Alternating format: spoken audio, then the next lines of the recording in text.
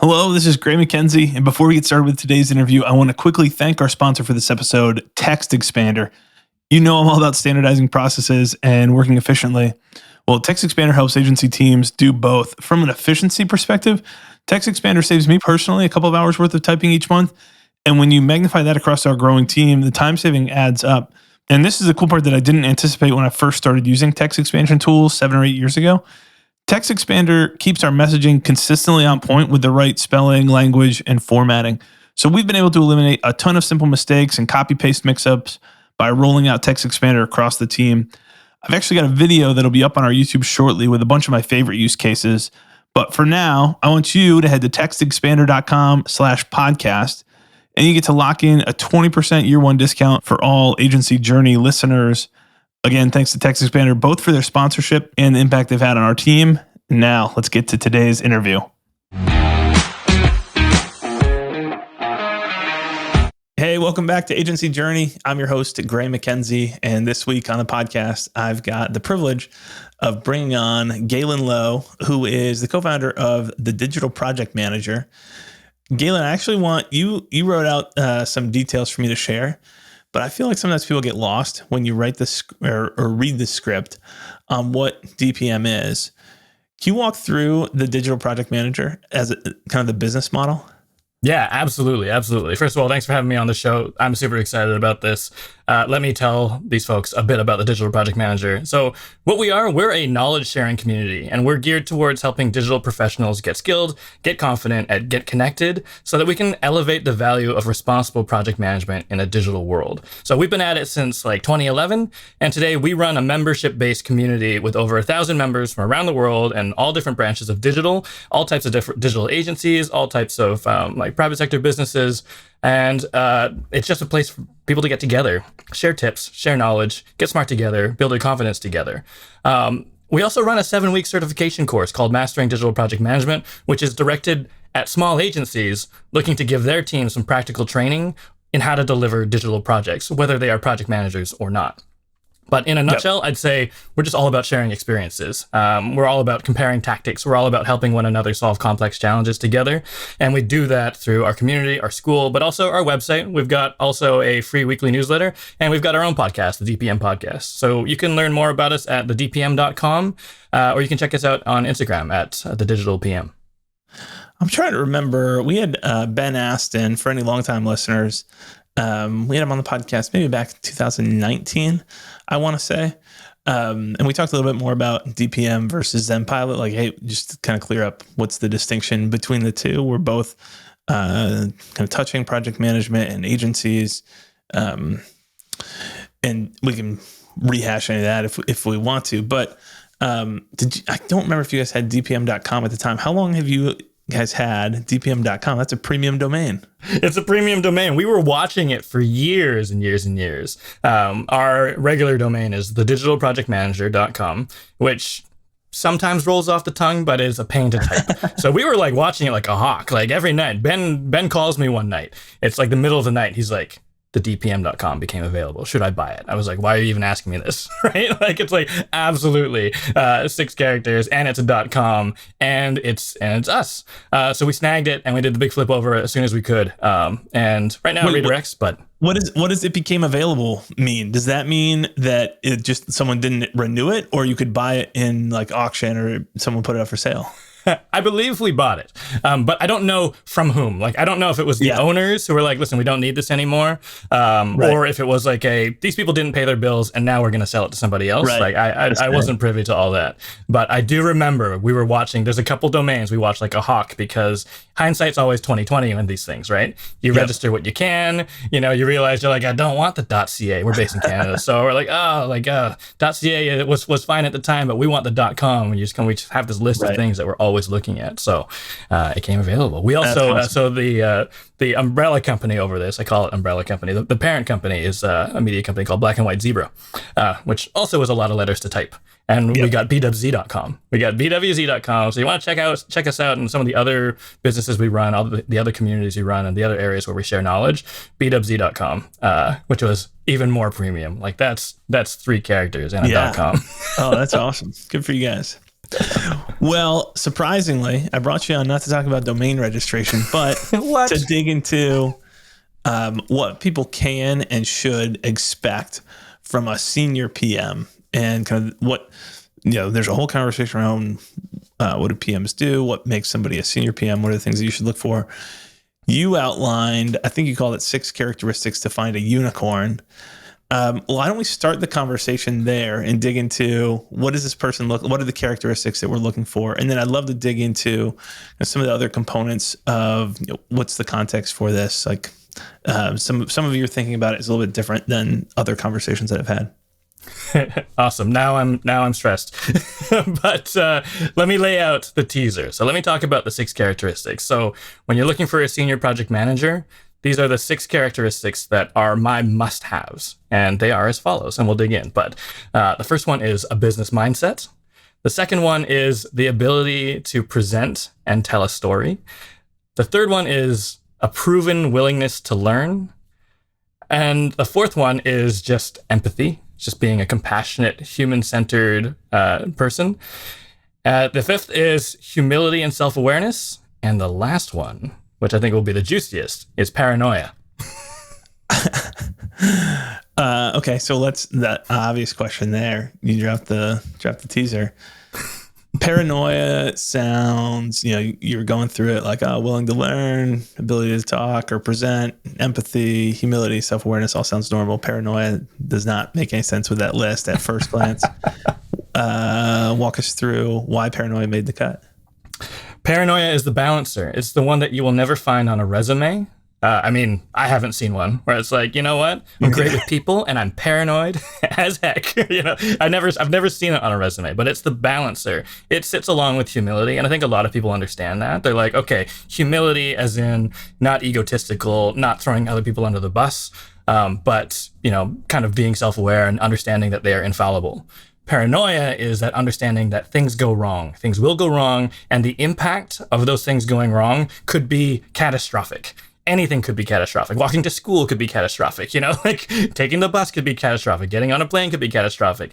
It's not necessarily this like panic terror, like someone who's like just afraid to do anything. It's this understanding that anything could happen and we need to be able to plan. And we can't just assume that the plan we have in place is absolutely correct and right and won't change, and isn't sort of under threat from the outside at any given time.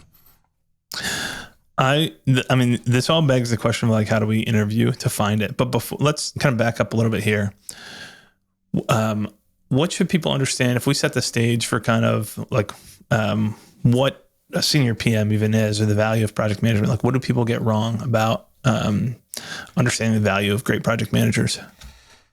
It's a big question. So I will say, like, in my experience, this is one of the most misunderstood things about what a project manager does.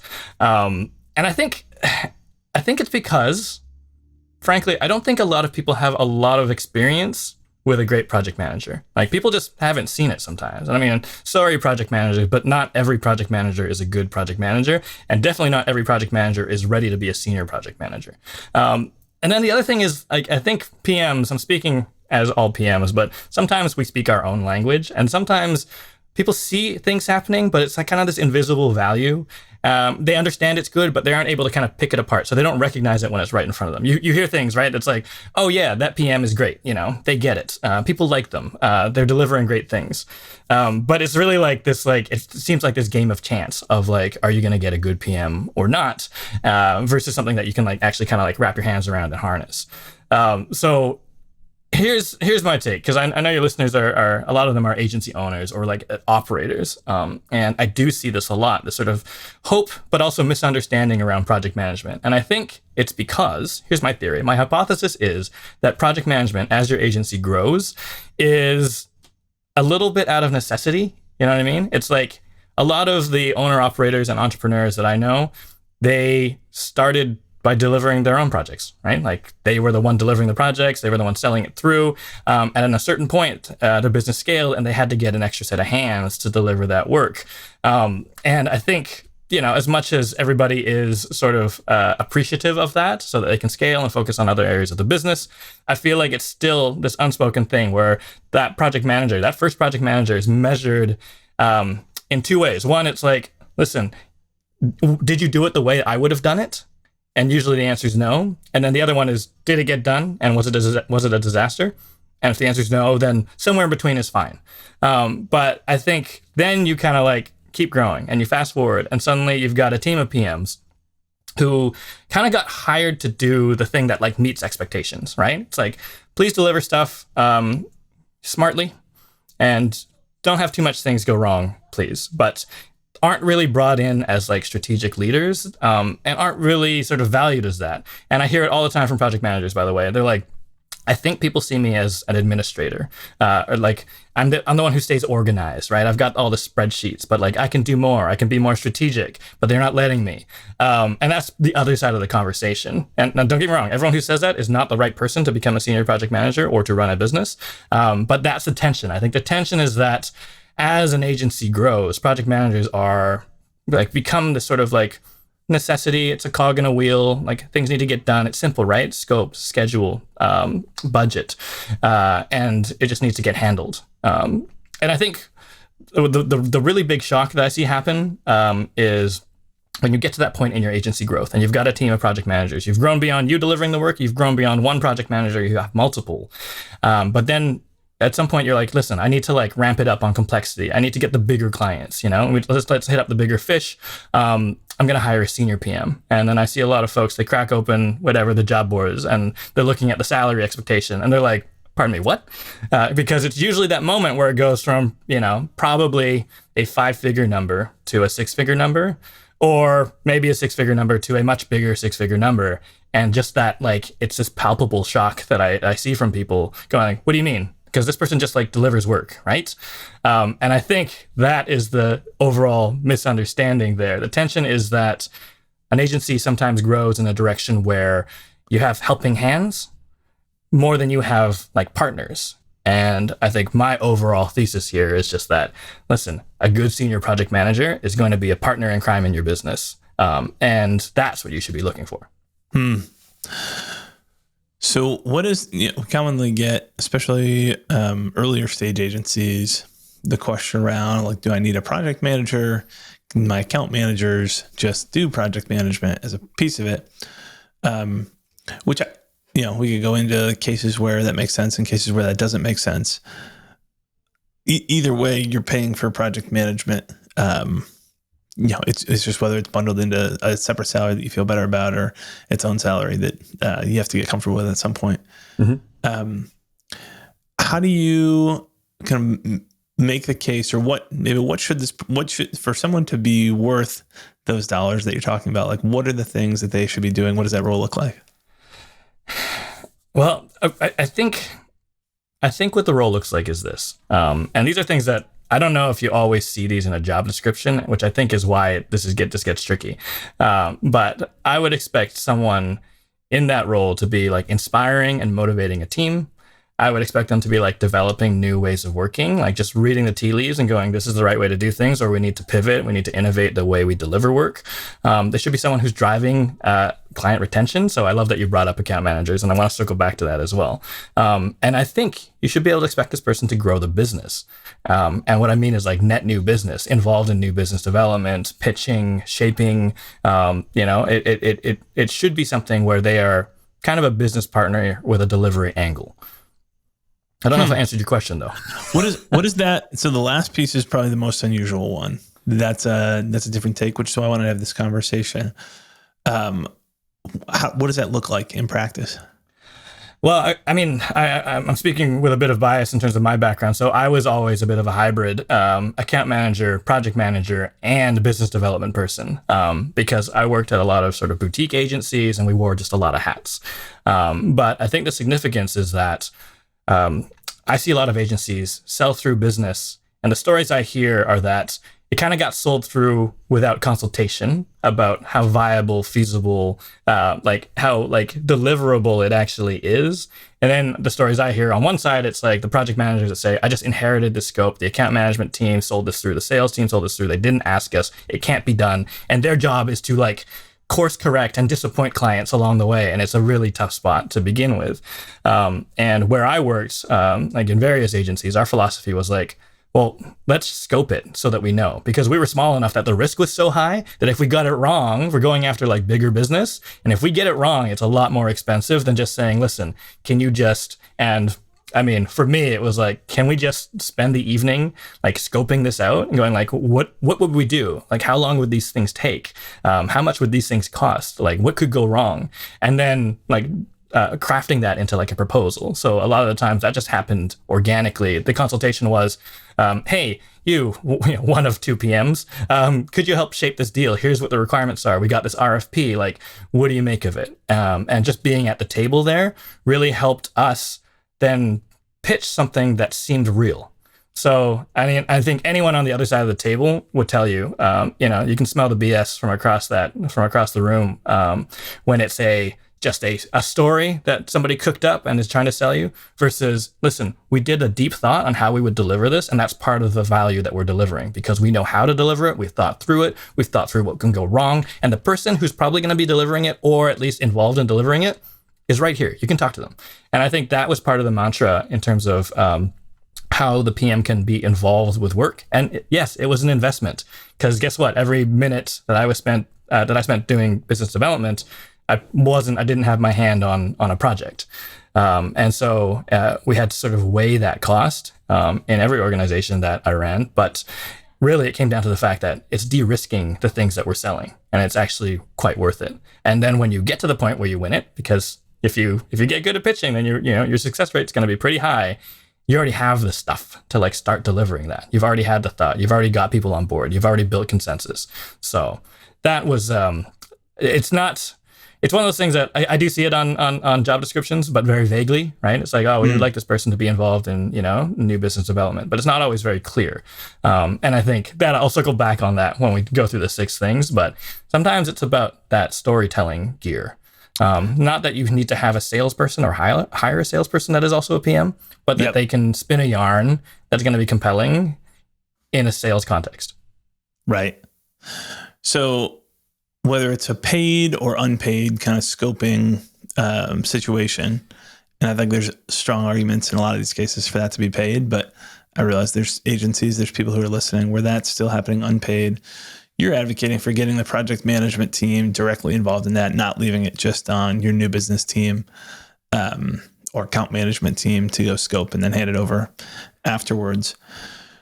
Is there this is probably leading us right back to our 6 characteristics, like how do we find the people who we feel comfortable taking that project manager and getting them involved in that conversation where they may even be, I think, and maybe you're not, may not be something I might be putting words in your mouth that you'd be always advocating for this. You may not be, but where they would actually be involved in that client conversation as well, or at least available to answer questions or to walk through it.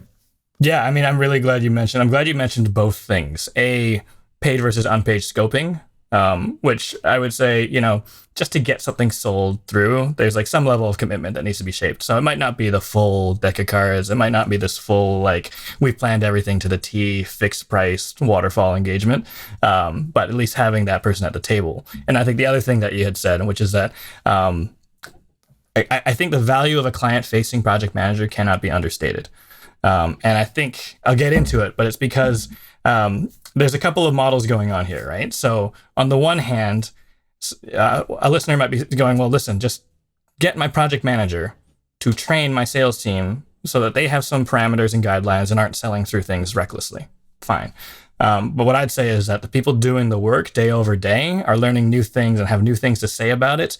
And it's going to be getting updated all the time, and it's going to become kind of a time suck. You may as well just have that person there speaking from experience, which honestly, from a sales standpoint, I think is very compelling. It's like, oh, I did this the other day with this brand, and here's how it went. Maybe you're not naming names, but you're actually telling the story of how a project is succeeding and why it's succeeding.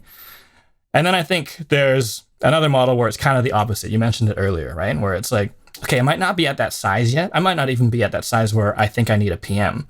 But some of the things that we're talking about here cut both ways. So if you have a strong account manager who is great at telling a story, who is great at new business, who is great at building relationships with your clients, who is great with the team who gets it, they may, ask them, but they may be a good candidate to also get some project management training, become a bit of a hybrid, and then you can scale from there. So like you may actually, it may actually be the wrong decision in some cases to be like, we just need a new person who is a PM to do the PME stuff.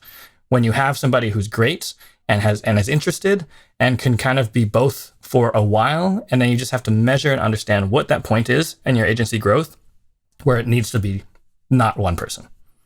Yeah. Do you think it's a mistake, or is it just a different model?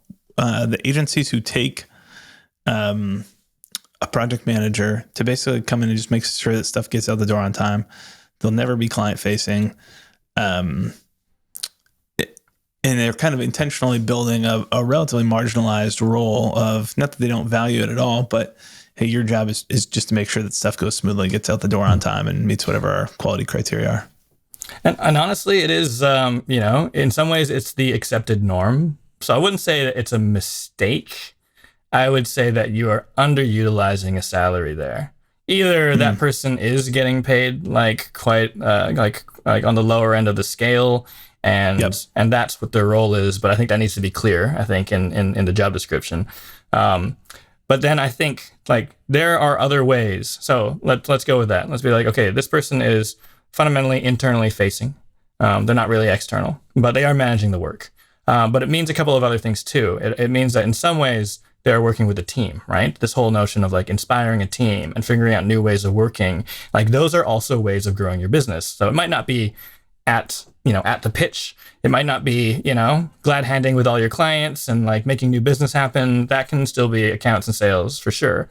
But I think there's other ways to develop your business, which is somebody who's going to be strategic, even if they're not client facing. Strategic because they're going to say, hey, account management team, I found this opportunity for us to do something different here. Either it's like a new scope that's kind of presenting itself, and we should probably recommend this to the client, and here's why. Or listen, the way that we're working, like, client asks for agile. They're not really able to keep up with us. Like, how about we do this? Like someone who can come with solutions that might actually become your permanent way of working. That could become your, standard operating procedure just by having that conversation. And then I think just the team thing can't be understated. I know that the dynamic in a lot of agencies can vary, but I do think that there's a difference between, that PM who's going to walk by and ask me if it's done yet, and the person who's like, tell me more about what you're doing. How can I help? Like that curiosity and that wanting to learn and wanting to help and being in part of the team. Because I think what happens a lot of the time is you get those roles where, okay, I'm a project manager, but my job is just to make sure things stay on the rails. So I'm just going to sit here in the corner and I'm not part of the team. I'm like a watcher. I'm like watching to make sure things get done. And I don't think that's the right mentality. I think PMs are specialists too. So their specialization is delivering a project, and that's a human job. That's a job where you work with people, where you talk to people, where you're helping people, and you have to get it. If it's a checklist, especially so we are the digital project manager. I'm a bit biased, but especially in the world of digital where you have to know so much and keep up and things change so fast, it's just not enough to have this checklist that goes, oh, did it get done on the Friday? Yes. Did it get communicated to the client? Yes. That's just not enough. And I think if you have those roles, it's worth considering whether or not you could get more out of that role. Again, even if they're not client facing. Right. Let's go back to the 6 characteristics, because I think that's part of trying to find these people who have the potential to do the kind of stuff that you're talking about here. How do you guys screen for this, or how should an agency owner who's listening, how do I find these people? What are the, anytime that I think of the handy almost rules of thumb, or maybe not rules of thumb, but the person likely to be this often has this type of background, or here's some hidden secret into the market. How are you guys finding or identifying these characteristics in job prospects? So I would say there's 2 angles. One, there's an introspective angle, because what I see a lot, and I've been guilty of this when hiring as well. Sometimes we'll at the resume screening stage, let's say it's a net new hire, not internal. Someone's submitted their CV and I'm looking through it, and we'll do these things like, ooh, they work for Nestle. Oh, they did that Pizza Hut thing. And like we get enamored by these, sexy brands. We haven't even read further to see what they did. They may have been like, they may have been on one call with that client, right? But we kind of interpret it as, oh, I want that client. I want someone who knows how that client works so that they can help me play at the level where we could get a Nestle engagement. You know what I mean? So I think like getting enamored by that, like you kind of need to do that introspection and not fall for it right away. It might be good, it might be real, but that shouldn't be the reason why you ask them for an interview. And same thing with, I'm someone who has my PMP. So I'm a certified project management professional. And of course we do run like our certification course at the DPM school.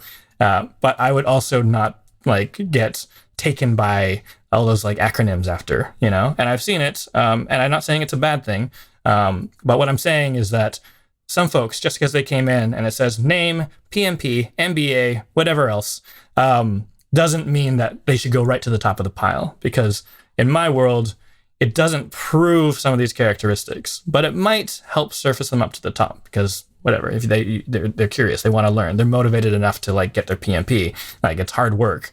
They must care about it. But I think those are the things that you need to understand why you're attracted to things on a CV. First and foremost, is just not falling for the buzzwords, because let's be real, like the resume game right now, you get by the bots with all the keywords, and then you put the things there, like your pitch, right? Your unique selling proposition to get that interview. So those are the mechanics at play. Right. The other side of it. Oh, go ahead. I'll let you keep going because I think you're going to get to my question anyways. Well, okay, cool. I mean, and I think like the other side of it is the interview process. Now, I am not a huge fan of asking a bunch of technical questions during an interview. I will spend a couple questions vetting that they are sort of telling the truth about their background and their experience, and that they kind of know something about project management and aren't lying. But that's not the whole thing. I think the rest of it is kind of like how they act under pressure, how they've dealt with conflict. Even like we have a great thread in the forum of just like strange questions to ask to get to the root of it. But I had someone who said, I've got 750 jelly beans in an airplane and I need to get them out. What do I do? And it's kind of these very open-ended scenario-based questions that kind of get into how people think, the way people think, not the story of like that they're telling of what they did in the past. And then it's really like asking about some of these things, not directly. Hey, are you a humble person or do you throw people under the bus? Like I wouldn't ask that, but there's ways of kind of digging into that. And, tell me about a project that failed. You're going to get answers like, well, my team dropped the ball and I fixed everything. And you're like, great. That's not the humble person I'm looking for. And there's questions that you can get that kind of dig into their instinct and their kind of core personality and these 6 characteristics. The other thing I'm on the fence about is like the practice assignments, right? I've seen that a lot now. It's like, it's a pretty high bar to get a job these days, I would say, where it's like, you got to give a presentation. One thing we did is take an hour and write a statement of work. And we knew nobody's going to finish it. The brief was imperfect and it was just this homework assignment. And it wasn't even like in a room or anything. It was just like, time yourself, send it in by this time. And we knew people wouldn't finish it, but it showed us where they put emphasis. So it was like, listen, I'm making these assumptions. There's these risks here. Versus like, oh, like here is like all the activities, but kind of laid out in a way that only I understand. Like this jumble, or not thinking about the agency and protecting the agency in terms of like contingency, or like even having an ample budget, or like rushing through things, being like too eager to please. So those types of mini assignments, I think, are a good way just to understand the way people's minds work. But it is about people and the way their minds work, and it's about people and the way they interact with other humans that I think are paramount for me. Right. How do you scan for paranoia? So, I'll give an example, and this is at an interview stage. So it's not really quite a resume scan, but at the interview stage, I had someone who was just like, call me. I'm the client. Call me and tell me that something's gone wrong on the project. And there's the one layer, which is like, what are they going to say? But the other layer is, what are they going to ask? And I think that's one of the things. So it's like, wait a minute, I just want to make sure I understand the assignment before we get going here. Like, are you this? Like, where are we at? Like this sort of comprehensive picture of not like, I need to deliver this message and it's like this kind of like isolated thing, but like, how does this fit within the spider web? If I tug on this, like what else is it going to pull? And where am I? And like, what could go wrong here? Because I think it speaks more about context. Sure, some people are going to go like, cool, you make your hand a phone and let's do this. And that's fine too. But the test was actually more about like, what are they going to ask me? Because they're not overconfident about it, which is not necessarily paranoia, but it's kind of like, listen, I want to know my bearings and what could go wrong, and I want to have all the information before I go and do something, which I think is kind of like paranoia light. Right. In terms of actually like getting like scanning for paranoia, I honestly think it's just I think it's some of that like risk management angle as well.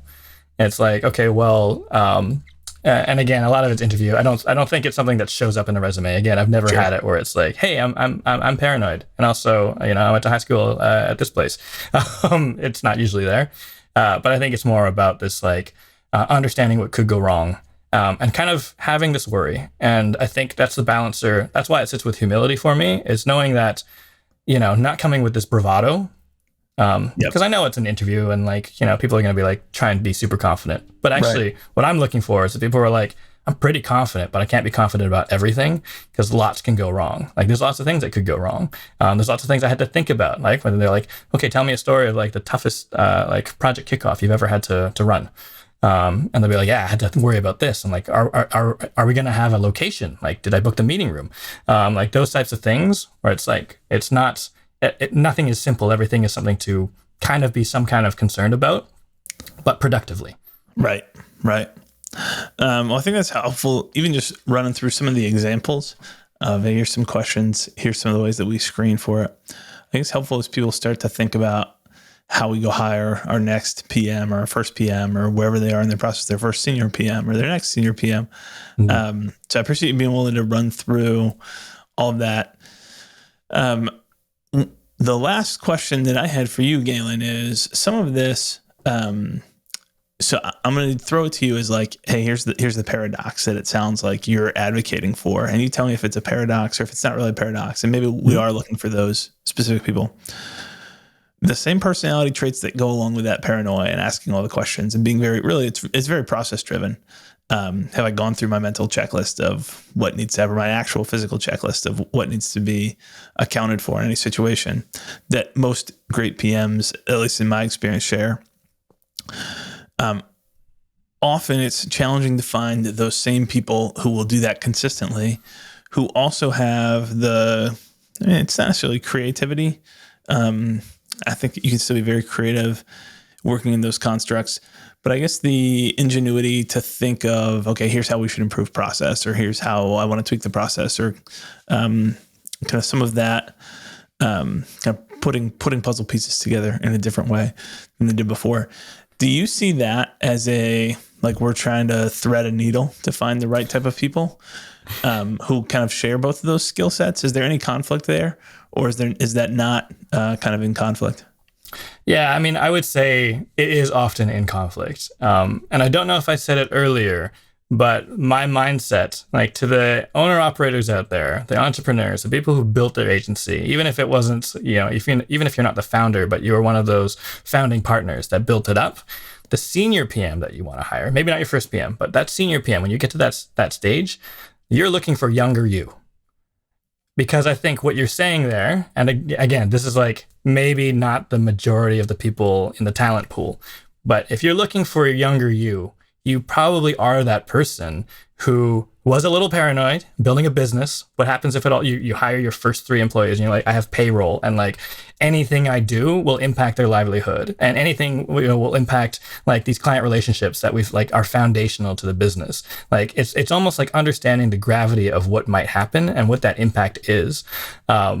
And you're the person probably who was like, let me tell everyone I know about what I do, like the like grow the business, like make the deals, like tell people the story of we're great and you should hire us and let's like get all this business under our belt.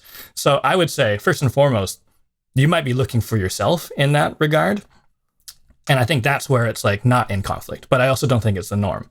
The other thing I'm going to say is probably controversial, especially coming from me, but I would say in lieu of having somebody who is kind of both and has managed that tension and that conflict between those two mindsets, in lieu of that, I would actually go for like some of these, the more human, communicative, and business side of things. So actually, I think a good way to illustrate the paranoia thing is exactly by talking about like the business mindset thing, because it's not necessarily like sky is falling, chicken little, everything could go wrong. I think it's understanding that things don't go wrong in isolation and the impact is actually broader. So rather than looking at something that's a component, like a project, and it's like, I just need to deliver this one thing, I need to keep it on the rails, little marble rolling down a rail. It's understanding the bigger picture that if this project goes over, then the next project can't start. Or if this project goes over budget, then, you know, some people are going to like, we might have to cut salaries eventually, right? And the paranoia is the impact more than it is something could happen, anything could happen. Of course, anything could happen. Recognizing that is the first step. The second one is like, what is that impact and why is it so important? And I think that's what makes it paranoia versus worry, because you have this paranoia where like, oh, I just saw that metric tick down. Like business owners are going to be like, I got to do something about that because like that could be the beginning of the end.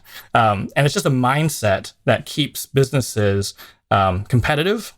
And I'm sure it's a balance to like keep it a healthy thing and not like an unhealthy paranoia. Like, but I do think it's about understanding the business impact of things that go wrong and needing to think about that. And then what I'd say is if you get people who can like think in business terms, like, and I'm not talking about MBA, so understand how businesses work, but think in business terms in terms of like, we grew this organization from nothing and it matters the way we run it.